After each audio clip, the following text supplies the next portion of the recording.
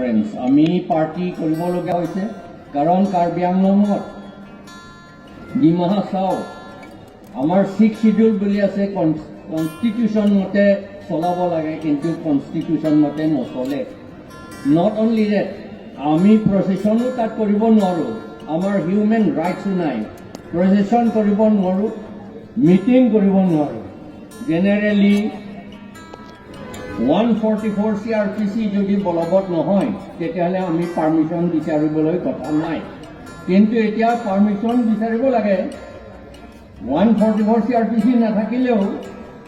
permission বিচাৰিব লাগে আৰু পাৰ্মিশ্যনো নিদিয়ে কেছ চলি আছে মোৰ এগেইনষ্টতো কেছ চলি আছে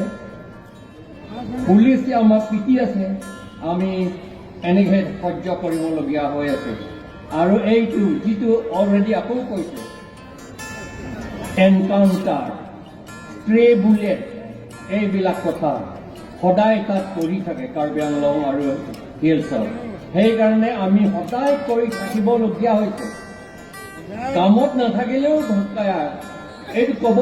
নালাগা হ'লেও কৈ থাকিবলগীয়া হৈছে যে আমি ভায়লেঞ্চ কৰি আমি নকৰোঁ মিটিং পিছফুলিহে কৰিম বুলি আমি সদায় কৈ থাকিবলগীয়া হৈছে কৈ থাকিবলগীয়া কোৱা হৈছে তথাপি আমাক এক্সট্ৰিমিষ্ট গ্ৰুপ বুলি আমাক ধৰিব বিচাৰে আৰু এতিয়া দেখিছে যে UCF ইউনিফৰ্ম চিভিল কোড যদি এইটো বলবৎ হয় আৰু বলবৎ হ'ব বুলি কৈছে